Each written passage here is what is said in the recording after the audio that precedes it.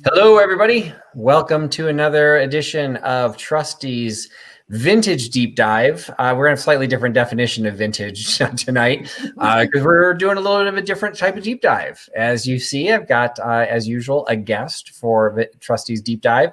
And our guest includes a couple hairy guests. We've got Dawn Shonkwiler from the Just One More Dachshund Rescue. And with her is Sherman and Guinness, two of the dachshunds as part of the rescue. Two of the 15 dachshunds currently under the care of Dawn and her charity, who may be gracing our presence, later in the evening. It's late enough that we don't think the UPS man is going to ring the doorbell, so we may not get to hear them all bark at one time, but you never know what's going to happen. Because I think Dawn said that there was a good 7 or 8 of them in the room with her right now. So we will see how long a group of 7 or 8 dachshunds can keep their calm and keep quiet during a live show. So thanks everyone for joining us tonight. Let's see who we've got joining the show. We've got Steve from Brick House Salvage and Antiques. Thanks so much, Steve, for joining us. Debbie from Chicago. She has been a good supporter of the charity already. We'll be talking a little bit more as the evening goes on about our fundraiser for the Just One More Dachshund Rescue that's coming up Thursday. And Debbie donated a number of items that we will be selling as part of the live sale on Thursday night. And all of the money that we collect during that sale will be donated to the charity. Nathaniel is representing our overseas contingents. We've got Nathaniel from New Zealand. So thanks, Nathaniel, for joining in. Not sure if Nathaniel's ever shared if he himself has a dog, but I don't know what kind of dogs you have in New Zealand. I guess a bunch of sheep dogs or something. I don't know. Laura Bemos Mercantile. Laura is also a generous donor for the charity. She is going to be donating, or she's going to be selling Dachshund resin keychains that will then all the proceeds from those sales will be donated to the charity. Katie from Vintage and Vinyl also donating into items into the charity. So we've got some great supporters already. Helen Casey joining and Karen Radford coming back. So appreciate everyone joining the deep dive tonight. Tonight's going to be a little bit different. It is a preparation to a certain extent. I timed this so that we did this deep dive the week of the fundraiser that we're going to be hosting. So to give a little bit of a history, and then I'm going to let Dawn share the real history. But a little bit of history is I personally, not even prior to being Trusty, typically, like a lot of people, take the holidays as the one time of year to be a decent human being and pick a different charity that I've supported. Last year was when I first started doing resale. I did a fundraiser for the Just One More Dachshund Rescue. I personally have never had a dachshund. I'm a dog lover. I do not currently have a dog. Current lifestyle does not support that. But I know Dawn. Dawn and I used to work together in a previous life. And I am responsible for Dawn picking up, was it dogs 4 and 5 or 5 and 6? I had to write a letter of reference for her to get Gemma and Suki. Gemma and Suki, where I think they were around, one of them was the 5th. So I can't remember if it was 4th and 5th or it was 5th and 6th. I thought she was insane at the time that she would take on that many dogs, but I knew that she could do it. She's an extremely wonderful human being, a super caring human being, loved her dachshunds. To know Dawn is to know she loves her dachshunds. And so she picked up Gemma and Suki, and it kind of like broke the dam and just dogs just started flooding into her care. So anyway, she had started the charity actually after we stopped working together. So the Just One More Dachshund Rescue is the charitable organization. So I did a fundraiser for them last year through my Etsy shop, and proceeds, anything that I sold that had a dog in it, 10% of those proceeds were donated to the Dachshund Rescue. Sadly, I didn't have enough dog items, and so the amount of money that was donated I felt was not big enough. So I wanted to do something different this year, and so we are going to have a fundraiser. So the fundraiser is this Thursday. Again, we'll be talking about it a little bit during the evening, but in general, it'll be still on this channel, Trusty Huckster Mercantile, 8 o'clock Eastern on Thursday, November 12th. It will be the traditional format of one of my normal live sales, but every item that I sell, the proceeds, the money that I collect, all of that money will be donated to the charity. So figured this was a good time to learn a little bit more about the charity, and the best person to do that is Dawn. So I'm going to pass things over to Dawn and have her introduce herself and maybe talk a little bit about kind of how the charity itself started. Okay. First, thank you everyone for joining us tonight. And thank you, Patrick, for doing this.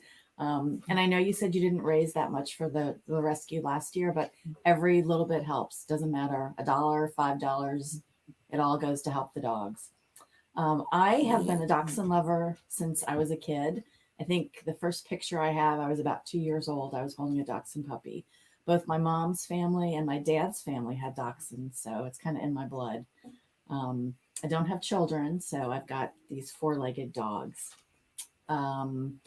I have rescued, so out of the 15 dogs that are at the house with me right now, 12 are actually mine. 11 I had before I started the rescue. So people would ask me, how many more dogs are you going to get? And I would always say, just one more, just one more. And I have 2 friends who live locally here in Maryland who kept encouraging me to start a rescue. They both have rescues. One is a senior dog rescue, and I've gotten 5 of my dogs from them. And they've been just a wonderful influence. And then the other one is a rescue for disabled dogs. And I would run into my friend a couple times a year, and she would always say, when are you going to start your rescue? So I finally decided to bite the bullet a little over 2 years ago. And I got my 501c3 nonprofit letter from the IRS on September 11th, 2018. So it's just a little over 2 years. And in the 2 years' time, I've rescued 20 dogs. I pretty much do it all myself. I do have a board of directors, but the fostering and the taking them to the vet and all that is all me. So the most I've ever had in the house are 20. And since COVID started, it's actually been a little bit easier because I've been very, very fortunate to work from home. So 20 sounds probably overwhelming to most people, but it's like having 3 big dogs, I guess, and have 20 little ones. But it's been fun. And I wanted to throw out, well, I will say I visited Dawn. As some of you know, I did a visit with the Huckster Helper out in Pennsylvania, and we did a road trip and visited with Dawn for the day and met all of the dachshunds. And I'm not, in a weird way, it's kind of, you're kind of right. It's kind of like 3 big dogs because, when 5 of them pile onto at once, each one of them doesn't really weigh that much. Put them all together, suddenly. I think if it bites you, it maybe not quite as big as a big dog. But I wanted to go into one of the numbers you'd mentioned and then just talk about kind of how the charity it's worked. So you said right now, 3 of the dogs in your care of the 15, you said were from the rescue. And I think you had told me previously you consider them sanctuary dogs, but then you mentioned that in the past 2 years, you've actually rescued 20. So at what point does, how does the rescue work? Are you fostering the dogs? Do you have people to foster the dogs, or are they being adopted out right away? Who becomes a sanctuary dog? How does that, how do you differentiate what happens to each dog? So one thing about my rescue that's a little bit different than other rescues is I pretty much take a dachshund sight unseen. I'm an approved rescue with several of the local area shelters in Maryland. And if I guess since I take them sight unseen, the ones that have medical issues or who are older kind of tug at my heartstrings, and I want to help them. So for the most part, I get the older ones or the sick ones. Now, the very first one I rescued was a puppy. He was only 11 months old, and he got adopted right away. I don't charge an adoption fee. I ask for a donation, especially for the older dogs, just because I want them to go to a good home. And, I think that's what's important. The most expensive dog that I have rescued is Riley. I will show you her in a minute. She's snoring on the floor. She's 12 years old. She was rescued right when COVID started. She and her sister, she had an eye injury. She actually had a hole in her cornea. You could see the hole. And it was from some type of trauma. The vet doesn't know what it was. So she had to have a corneal ablation, I think it's called. So she had, they took, I guess, some cells from somewhere else and sewed that onto her eye to, for the wound to I guess, to the eye to heal and grow back. So she had that done. And then she was scheduled to have a dental, but we discovered she has what's called a liver shunt. And she can't, the ammonia and bacteria in her system, her body can't handle it. So she's on several different medications and supplements. And I've spent probably about $4,000 on her. So she's a sanctuary dog because she's going to require medicine and vet care on a regular basis. She has blood work done every month or two just to see where her liver enzyme levels are. So she's going to be an expensive dog. So that would be very difficult for probably the average person to take on a dog knowing that they'd have those expenses. So she's a sanctuary dog. Guinness here is also a sanctuary dog. He's over 16 years old. He was rescued at the end of July. He and a Shiba Inu were abandoned in the woods, and their owner was actually caught on camera dumping them in the woods. And the Shiba Inu was 13. They ended up being, they captured Guinness, and then they captured Jameson, the Shiba Inu. And I had seen a post on Facebook that these two dogs had been abandoned. So I contacted the shelter in that county and told them that I was interested in the Dachshund. And about a week later, I hadn't heard anything. The Dachshund and the Shiba Inu showed up at the rescue, and they asked if I would take both of them. So I never had a Shiba Inu before. It's a lot longer legs than a Dachshund, bigger body. But I ended up getting both of them. And the Shiba Inu had several mammary tumors. So we had those taken care of. She was wearing a cone for about 6 weeks. Spent quite a bit of money on her. And she's found a wonderful home down here in Southern Maryland. So she's in her forever home. And then I have one other sanctuary dog. Trying to remember who it is now. Oh, Prince. Prince is somewhere. He's just an old dog. So it's hard to find people to rescue old dogs. So, I commit to, if I bring them into the rescue, they're going to have a home, whether it's with someone else or me. So I think I've only ever rescued 2 that have gone directly to their new home. I generally get all the medical taken care of, up to date on shots, spay or neuter if necessary, get them healed, dentals, and then they go to their new home. Now, you mentioned a couple of times, like, I guess, how you picked up some of them, and you're saying that you were talking to the different shelters. Mm-hmm. So you said when you created the charity that you had to do the 501c3, which totally makes mm-hmm. sense. That's mm-hmm. to be a nonprofit for those mm-hmm. who are not familiar with that term. Mm-hmm. But what is there? I thought anybody could get a dog from a shelter. So what's the approval process mm-hmm. for you to be qualified to get a dog mm-hmm. from a shelter? So, you have to be a nonprofit. So I had to give all the area shelters my IRS paperwork. I also have references from my vet, and then personal references. So most shelters actually do some research.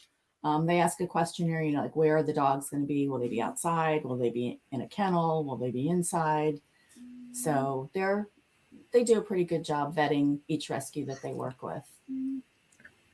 And so then when you pick them up from a shelter based mm-hmm. on how you're going to actually bring them in, mm-hmm. you said you have no fees, but a lot of shelters do have fees. So are you paying the fees to the shelter? Do they waive those fees? Or how does that kind of work from just a business side?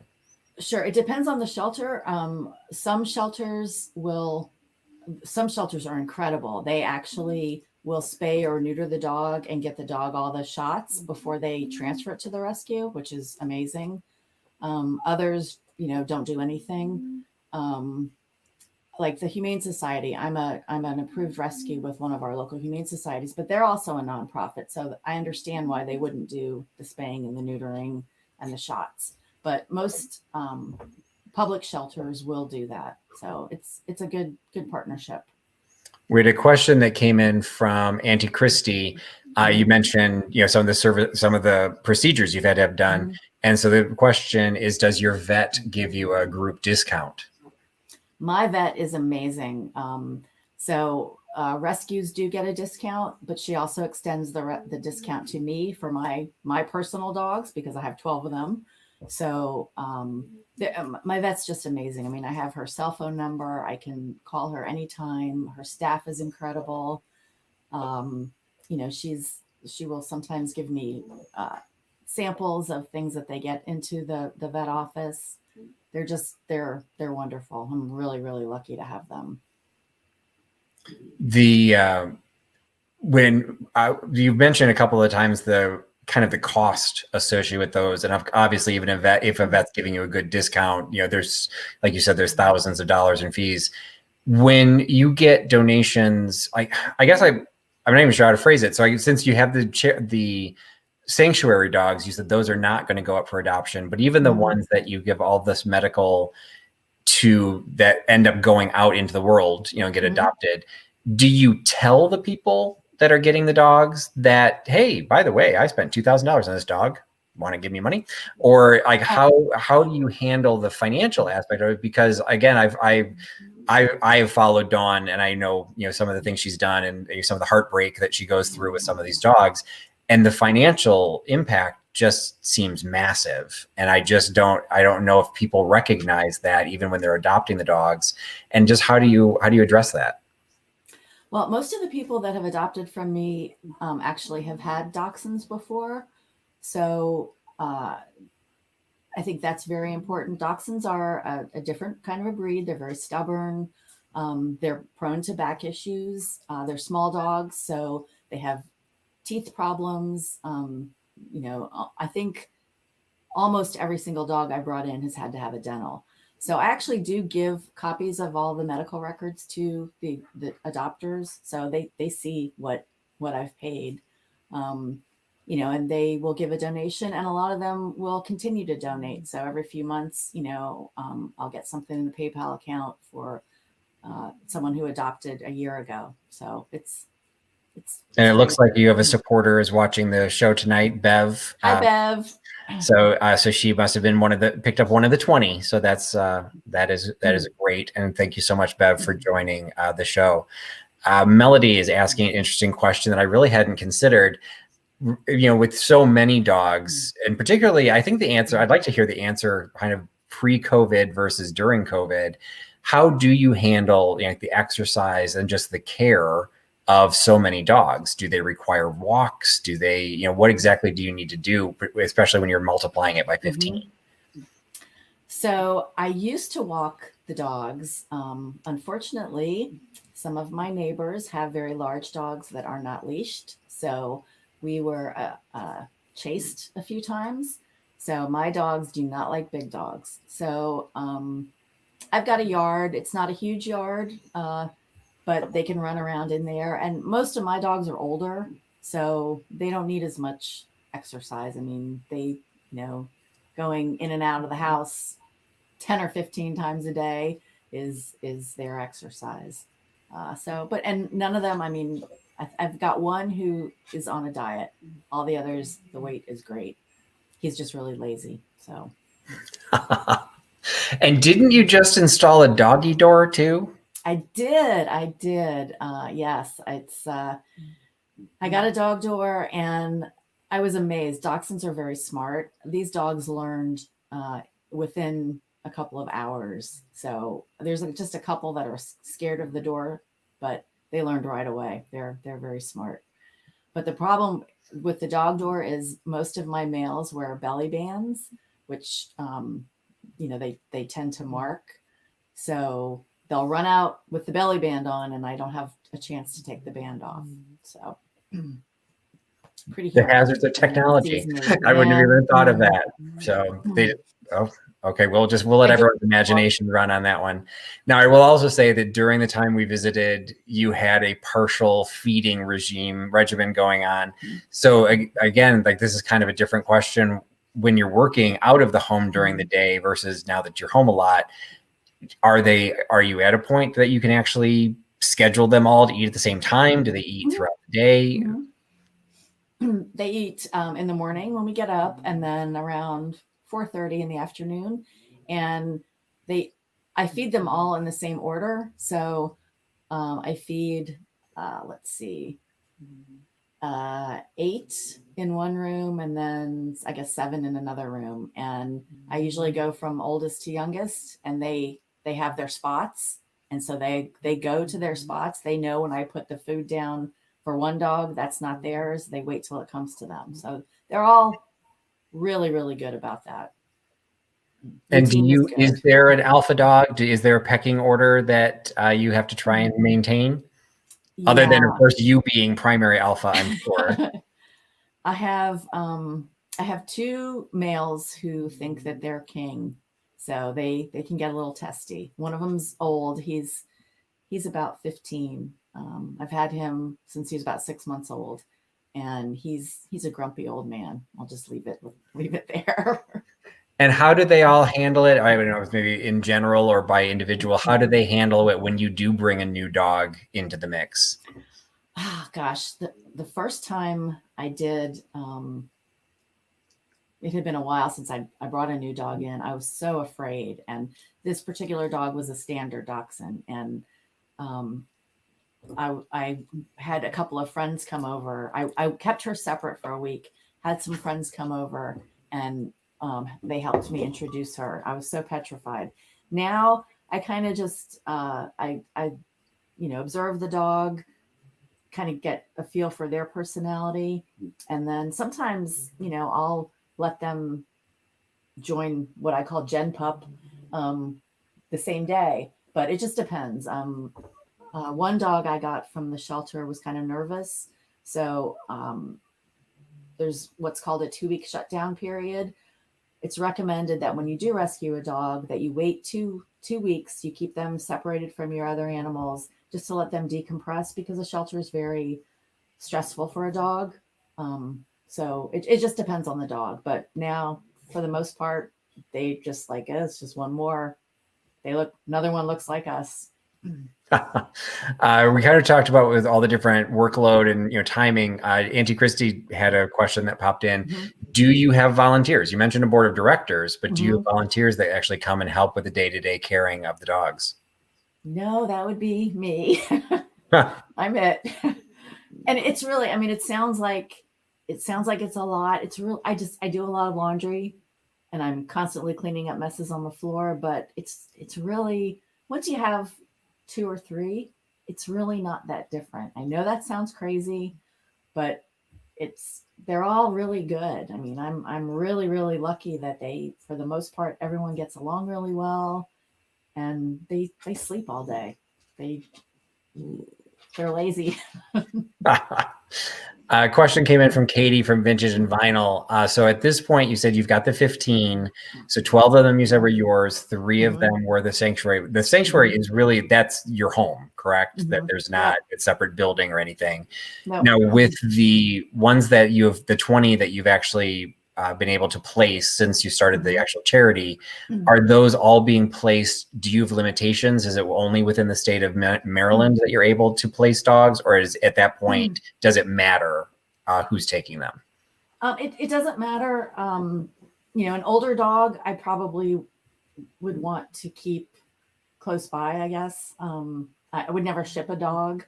I did adopt one out to Wisconsin, so there is one living in Wisconsin. But for the most part, everyone. And didn't your dad take one? He did, yes. Yep. So there's one here in Illinois. Yep. There's one like north of Baltimore, and then the rest are in Southern Maryland. So, oh no, actually, there's 2 in West Virginia too. So. One of the questions that also came in, because you were talking about some of the health issues. Cindy Lou's Who, Spiritual Treasure asks, is there anything that can be done early and or ongoing that help with the back issues that are, that dachshunds are prone to? Mm-hmm. So I actually consider myself so fortunate because out of all the dachshunds I've had personally, and then the dogs in the rescue, I've only, knock on wood, I've only ever had one that had to have back surgery, which is just amazing. And now my aunt has a dachshund who had to have 2 back surgeries within like 4 months. So definitely you want to keep the weight off the dog. You don't want them to do jumping, like no jumping off the couch. If you could see my living room, there are dog steps to the couch, the love seat, the chair. My bed has a ramp that goes up to it. You just don't want the dogs jumping, and they really shouldn't do stairs. It's kind of hard. My house has 2 levels, so they do stairs, not that much, but I have lots of gates in the house, so they can't go upstairs during the day. But just definitely no jumping and keep the weight down, and that will help with the backs. You can also do give supplements. This is my dog Sherman. He takes it's called Vetradisc. It's a joint supplement, so because he's got some arthritis, but that helps him out. And since Sherman's got his spotlight on him right now, why don't we go a little bit extra spotlight? Sherman has a fun little story. He's kind of famous. So why don't you tell us a little bit about Sherman? Sure. So Sherman was not through my rescue. He's actually my own dog. He was through my friend's rescue, Sugarface's Senior Dog Rescue. He was on a shelter website, and I was on vacation, and I was actually out of the country, and I had seen that he was on this website, and I kept watching him. And when I got back, he wasn't on their page. He was transferred to our kill shelter. So I knew that was not good. So I called my friend and said, he's at the shelter. Can I go ahead and spring him? And she's like, yeah, go get him. So I got him. And that was, I guess, about 3 years ago. And this dog was, 2 years ago, he was on Animal Planet. I don't know if you guys are familiar with the Puppy Bowl, which is on Super Bowl Sunday. Well, 2 years ago, or 3 years ago, they started the Dog Bowl, and they do that the night before the Super Bowl, and that's to bring awareness to rescuing older dogs. So Sherman was invited to be on Dog Bowl. So we took him to New York, and they actually have, the little football field, and Sherman made 2 touchdowns in a row, which they dubbed the pylon prance, because he got the ball over the goal, and then he went around the pylon and got the ball over the goal again. So I think he ended up getting maybe 3 touchdowns, and he became MVP. So then last year they invited us back to New York, and they inducted him into the Hall of Fame. So these are his winnings. I don't know if you can see this.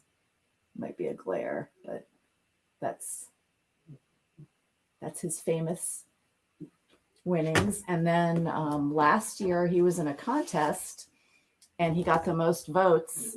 He actually went viral. I mean, this dog got votes from all over the world, and he was featured in Modern Dog magazine. And I will show you the picture.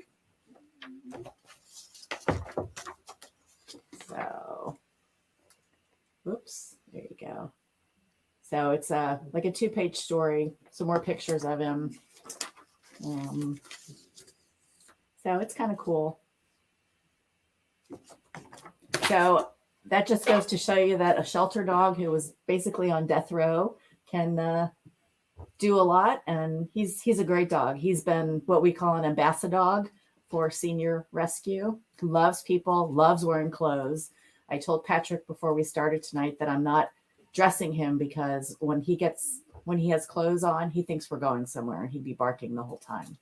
So, but he's a great dog. He's probably about 15 or 16 right now. And he's very smart. He learned the dog door immediately.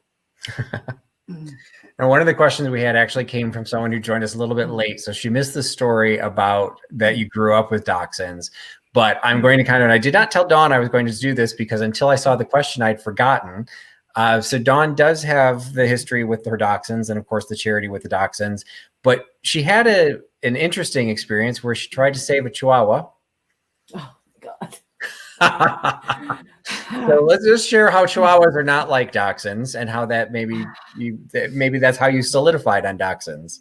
Okay. Well, so several years ago, I wanted to foster dogs, but I kept, collecting them and they would stay here once I got here. So I was told to foster a breed that I wouldn't normally adopt. That way it'll be easier to give the dog up.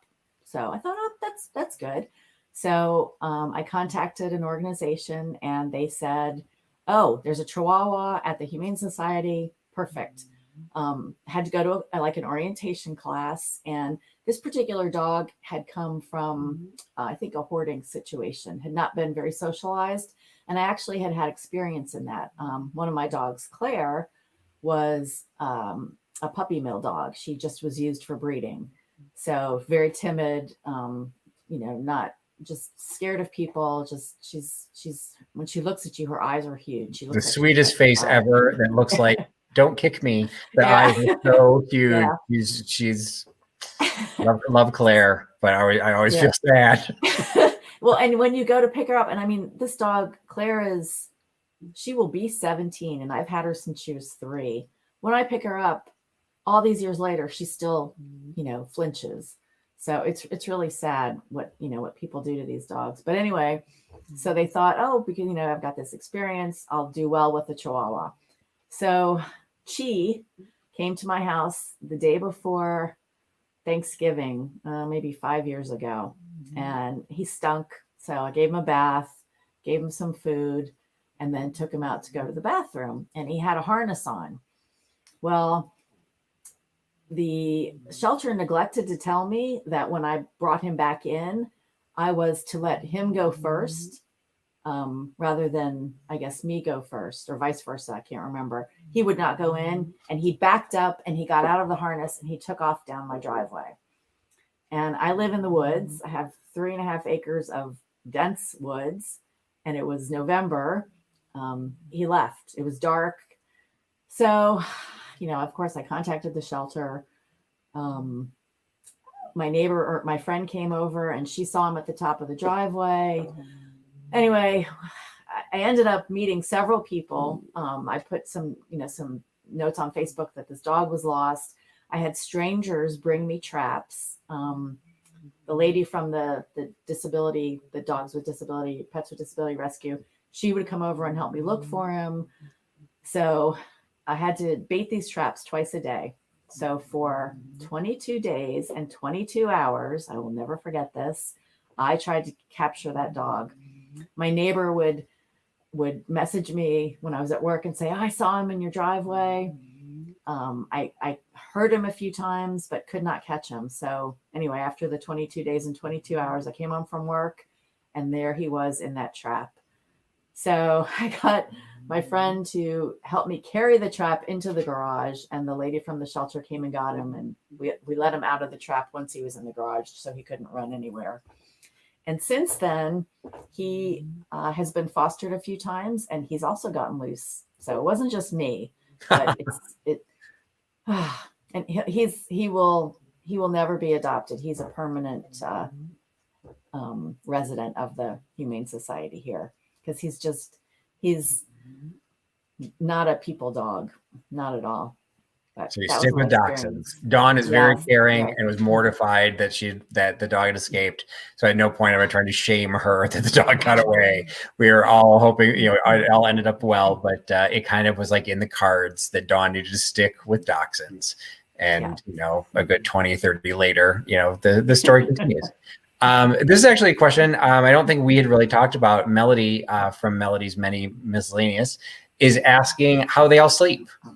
Do they sleep in your bed? Do they sleep in a dog? In a big dog pile? In cages? How do you have them sleeping at night? So during the day, I have dog beds everywhere. So like in my office here, there's probably a dozen dog beds in here. So most of them hang out with me during the day. But at night, 8 of them go upstairs with me. And I think 6 or 7 of the 8 sleep in bed with me. I have a king size bed. and then the rest sleep in pens. So they're pretty big X pens. There's no top on them, and a couple of them, like Suki and Gemma, the ones Patrick was talking about, they're sisters. They sleep together, so they have a pretty cushy place to hang out at night. Do they have their own beds, or do they kind of share each other's beds? Suki and Gemma share a bed. Rusty has his own. Claire has her own. Riley has her own. And then Rigatoni and Frankie Bean share one too. And then everybody else is up with me. And you also talked about when you fed them, and I remember seeing this when I was there. So Dawn has hardwood floors, but she has pieces of vinyl linoleum under certain areas so that she can feed on there. You said that there's 8 in one room, 7 in the other. They know where they're supposed to go, and you said they know which bowl is theirs and everything. Yes. They don't try to eat each other's foods at all. No, they know their spot. So I use slow feeders. So they're it's not just a regular bowl. There's like a puzzle in it. So there's things that stick up so that the dog can't inhale their food. They actually have to kind of pick around to get their food. So I'll mix up the puzzle bowls. They don't get the same puzzle bowl each time, but they get fed in the same spot. So they know where their spots are, and they know who goes first. So there seems to be a lot to keep in mind, particularly as you add or take away different dogs. So Annie Christie's asking, so when you travel, how do you have somebody take care of them? So I haven't traveled in a while. I lost my amazing dog sitter. She moved about an hour and a half away, and she's got her own dogs and a boyfriend now. So I don't have her. And there's very few people that I would trust with all these dogs. I mean, it's a lot of work for someone who's not used to it. So when I go visit my family in Illinois, I actually take them all with me. They're great travelers. I think I took 17 for Christmas last year. So I try not to overstay my welcome at my dad's or my mom's house. That's great. One of the things that I talked about at the beginning of the show, and I think it's time, because we have talked a little bit about the financial aspect of it, is to go back into one of the reasons I'm including Just One More Dachshund Rescue in the deep dive is in preparation for this Thursday, which will be the fundraiser where my traditional Thursday live sale will turn into the fundraiser live sale for Just One More Dachshund. So every item that will be sold on Thursday night the money collected for that will be donated directly to the charity. I've gotten dozens and dozens of items donated to me from viewers, many of the people even watching the show tonight. They've sent me items that I will then resell, and all of that money will be given to the charity. The other thing that we are doing is something that started as a small idea, and to be perfectly honest, has kind of ballooned. And we have to be very sensitive to this, because as Dawn mentioned, that Just One More Dachshund is a 501c3 registered in Maryland. And I am in Illinois. So we have to be very careful with how we're doing different things. So just like where the live sale will not be an auction, it will be a traditional sale as I usually run. We are also going to be doing what is not being considered a raffle. It is a opportunity that if you make a donation to the Just One More Dachshund Rescue, for every $5 you donate to the rescue, you will receive a chance at a drawing. And that drawing, at the last time I checked, is now up to 28 individual resellers and Dachshund fans and just vintage fans. 28 individuals have donated mystery boxes that will be shipped to the winner. So if you are the name chosen, that we will be drawing a name during the live sale on Thursday night.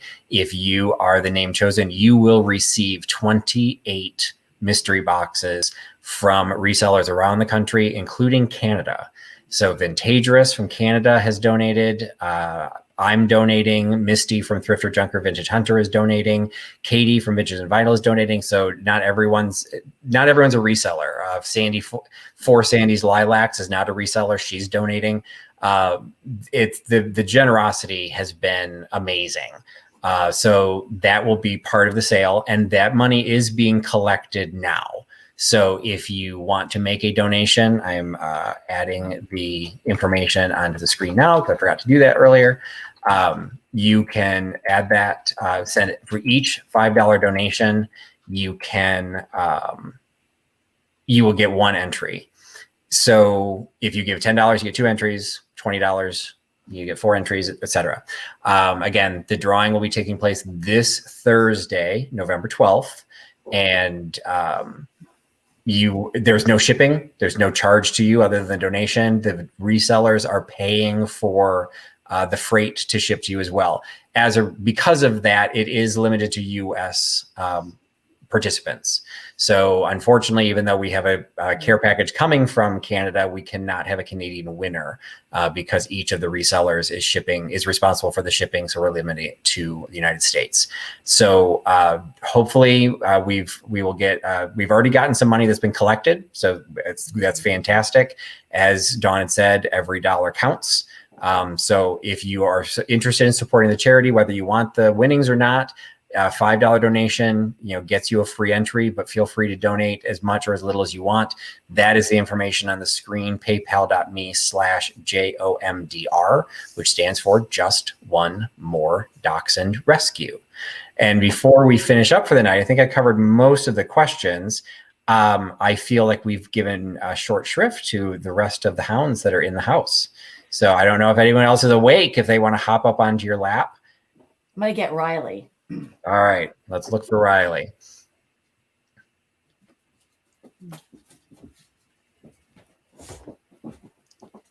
So this is the $4,000 or $5,000 dog. I don't know if you can see her. She's the one that had the hole in her eye and then has the liver shunt. So she sleeps most of the time, but she's very, very vocal at mealtime. She lets me know when it's time to eat. She's about 12 years old, I think. This may be a silly question, but because it sounded like I think you said the hole was in her cornea. So did she lose eyesight then in that? Or, I mean, it looks like she still has an eyeball. Yeah, she does. I mean, we opted not to remove the eye. She can see. I mean, she still out of that eye? I think so. I mean, she still will. She's funny when she gets a burst of energy, she takes off, and she sometimes will run into things. But when I first rescued her, she kept running into like the wall, and she couldn't back herself up. Like, a dog will go forward, but they know to walk backwards. She couldn't do that. She would get stuck and she would start crying. And in one of the dachshund groups I'm in on Facebook, I saw someone, it was just such a coincidence. They mentioned their dog head pressing, and I'd never heard that term. So I Googled it, and she had an appointment with the vet, and I was telling the vet about the head pressing, and she's like, well, maybe she has got a liver issue. So we actually ended up doing a bile acid test and then a liver enzyme test. And sure enough, she has the liver shunt. So I learned something new practically every day with these dogs, but I think she can see. She certainly knows where her food bowl is, but maybe that's what knows.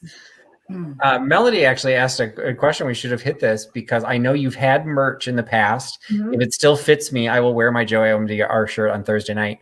There's no guarantee it's going to still fit, but do you? I don't know. That was like a special thing that you had done. Do you have merch ongoing, or?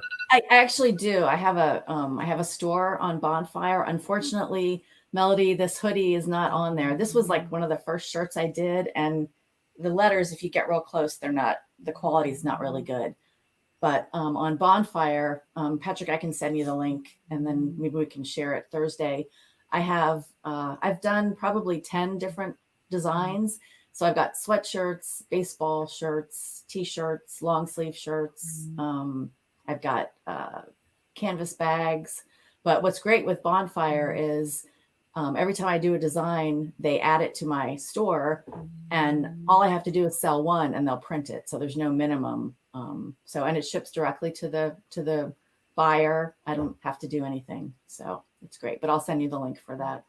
Yeah, and I'll post that in the notes to this one, and then yes, we'll definitely share that during the sale. And if you have examples of any of those, we could even include Oh those. yeah, sure. Oh Yeah, yeah. we can include those as items for sale, even though it wouldn't be first come first serve. Anyone could have one.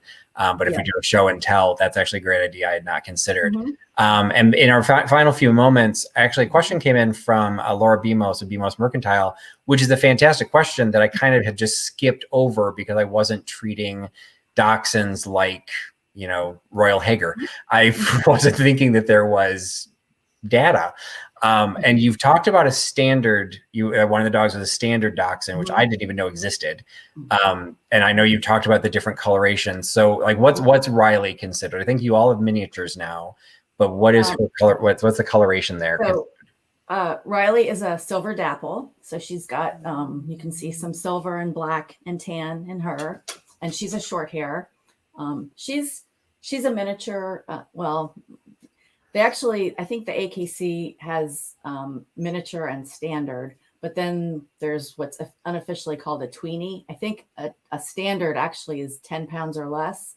And I probably only have 2 that would qualify as minis. I'm sorry. Mini is 10 pound or less. Tweenie, I think, is like 10 to 16, and then 16 to maybe 35 is a standard. So I have one who is probably a small standard. I'll show you him in a minute. But they come in black and tan, red, which was, sorry, I can't remember their names. Guinness was a red. Sherman is a wild boar pattern.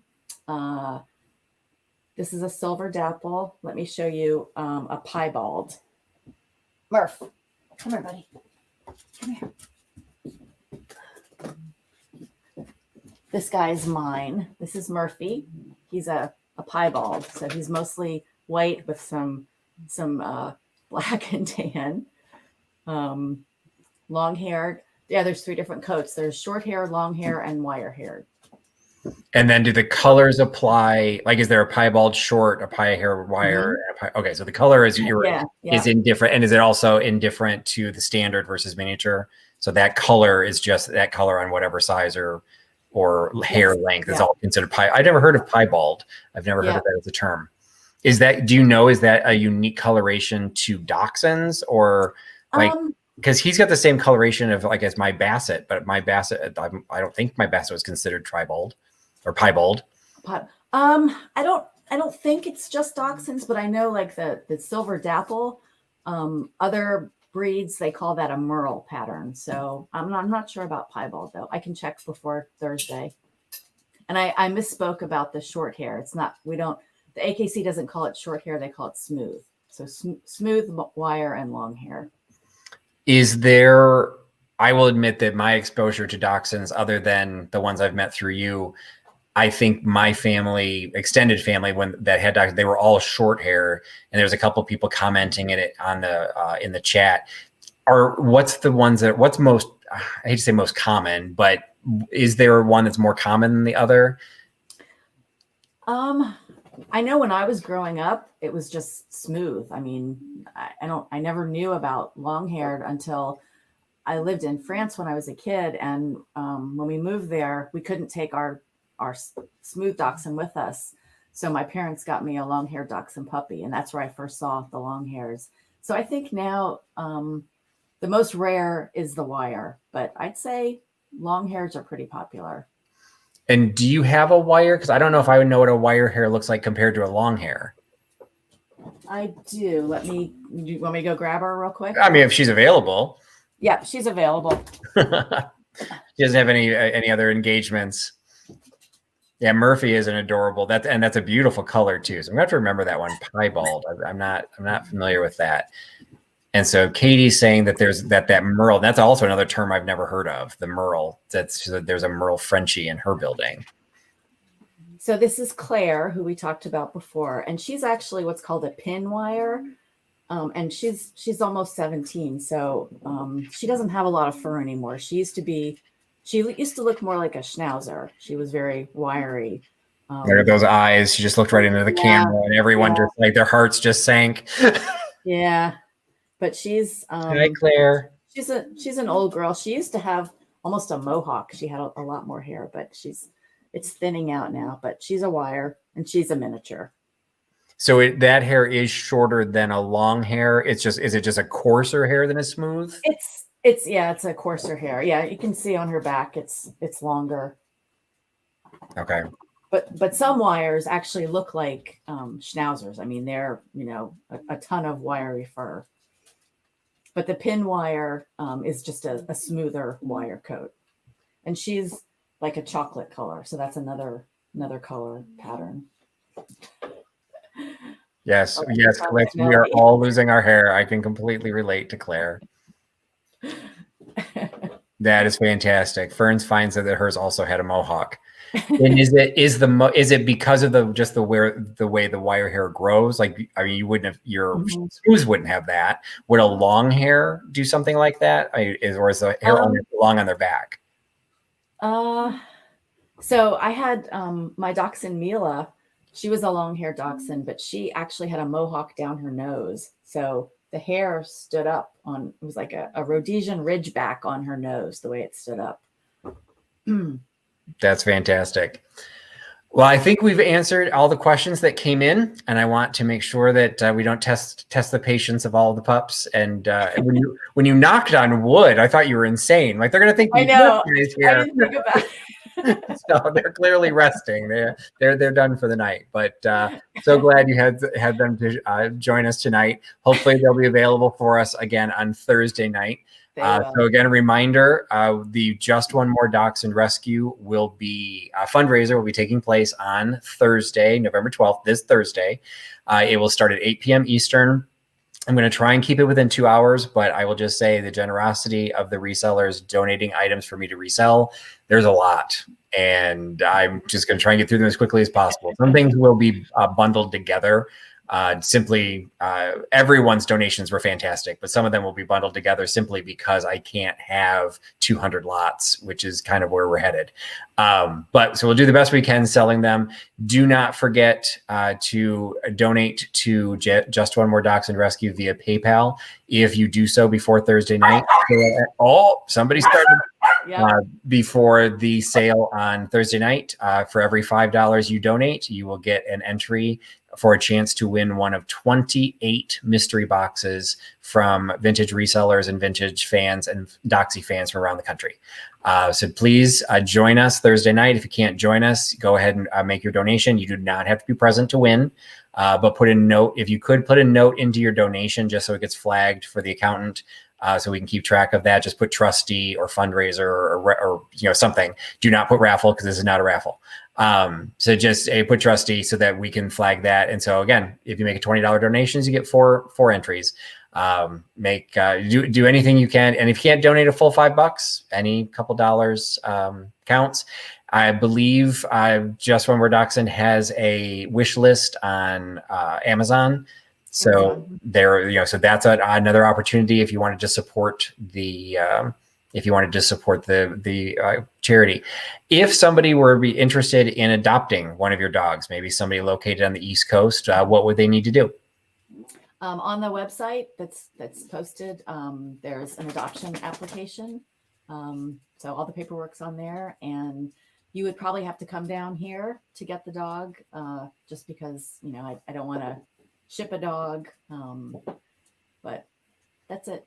And you're located about an hour southeast of Washington, D.C. So just as a frame of reference, easy access to, most of the East Coast, but it's about an hour outside of D.C. So again, thank you so much for joining us, Dawn. Thank you to all the viewers for participating in what was a somewhat different Trusty's deep dive, but maybe this was one of the most important deep dives I've done. It's a great charity. It's a great organization. Dawn is a fantastic person, and definitely wish luck and success as the charity continues. So again, thanks everyone for your time. Thanks for putting your trust in Trusty Huckster. Have a great night. Bye-bye.